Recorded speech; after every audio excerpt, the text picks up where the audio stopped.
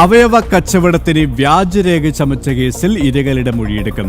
വ്യാജരേഖകളിൽ അവയവദാനം നടത്തിയവരെയും സ്വീകരിച്ചവരെയും കണ്ടെത്തേണ്ടതുണ്ട്.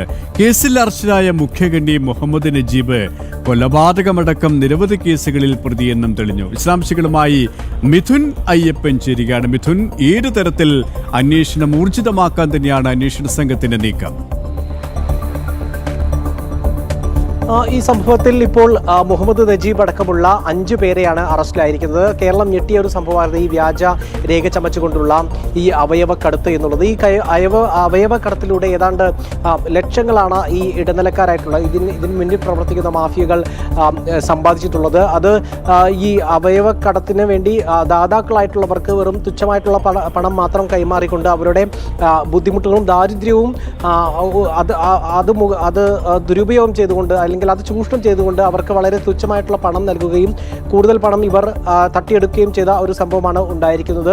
ഇതിൽ ഇരകളായവരുടെ മൊഴിയെടുക്കുന്ന നടപടികളിലേക്കാണ് പോലീസ് നീങ്ങുന്നത്. പക്ഷേ അതെക്കുറിച്ച് ശ്രമകരമായിട്ടുള്ളൊരു ദൗത്യം കൂടിയാണ്. പ്രത്യേകിച്ച് ഈ വ്യാജരേഖ ചമച്ചുകൊണ്ടുള്ള അവയവക്കടത്ത് അല്ലെങ്കിൽ അവയവദാനമായതിനാൽ അവർ തന്നെ പ്രതിസ്ഥാനത്ത് വരാനുള്ളൊരു സാധ്യത കൂടിയുണ്ട്. അങ്ങനെയെങ്കിൽ അതിലുള്ളൊരു ഭയം കൊണ്ട് കൃത്യമായി മൊഴി നൽകാൻ ഈ പലരും തയ്യാറാകുന്നില്ല എന്നുള്ളത് പോലീസിനെ സംബന്ധിച്ചിടത്തോളം വലിയ ഒരു വെല്ലുവിളി തന്നെയാണ്. പക്ഷേ അവരെ ബോധ്യപ്പെടുത്തി കൂടുതൽ പ്രതികളിലേക്കും ഈ മാഫിയയെ തകർക്കുന്നതിന് വേണ്ടിയുള്ള ശ്രമങ്ങളിലേക്കും ഇവരുടെ മൊഴികൾ ഏറ്റവും അനിവാര്യമാണ്. അപ്പോൾ അതുകൊണ്ട് തന്നെ ഈ ഇരകളാക്കപ്പെട്ട അവയവദാതാക്കളെ കണ്ടെത്തി അതുപോലെ തന്നെ സ്വീകർത്താക്കളെയും കണ്ടെത്തി ഇവരുടെ പരമാവധി മൊഴികൾ ശേഖരിക്കുക, രേഖപ്പെടുത്തുക എന്നുള്ള ഒരു ശ്രമകരമായിട്ടുള്ള ദൗത്യത്തിലേക്കാണ് ഇപ്പോൾ പോലീസ് കടക്കുന്നത് എന്നുള്ളതാണ്.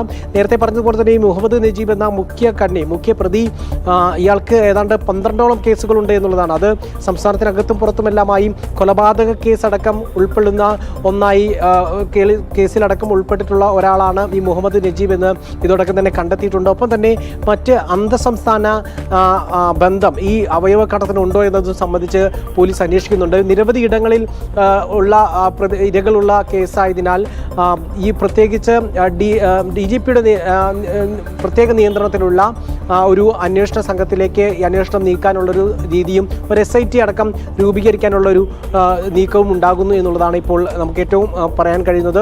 ഒപ്പം തന്നെ ഏറ്റവും പ്രധാനപ്പെട്ട കാര്യം അന്തർസംസ്ഥാന ബന്ധങ്ങളിലേക്ക് കൂടി അന്വേഷണം വ്യാപിക്കേണ്ടതുണ്ട് എന്നുള്ളതാണ് ഇപ്പോൾ പോലീസിന് ലഭിച്ചിരിക്കുന്ന വിവരങ്ങളിൽ നിന്ന് നമുക്ക് മനസ്സിലാക്കാൻ സാധിക്കുന്നത്. സുരേഷ് സൂചിപ്പിച്ചതുപോലെ തന്നെ ഇരകളെ അടക്കം കണ്ടെത്തി അന്വേഷണം ഊർജിതമാക്കാൻ തന്നെയാണ് അന്വേഷണ സംഘത്തിന്റെ നീക്കം. മിഥുൻ അയ്യപ്പനാണ് വിശദാംശങ്ങൾ നൽകിയത്.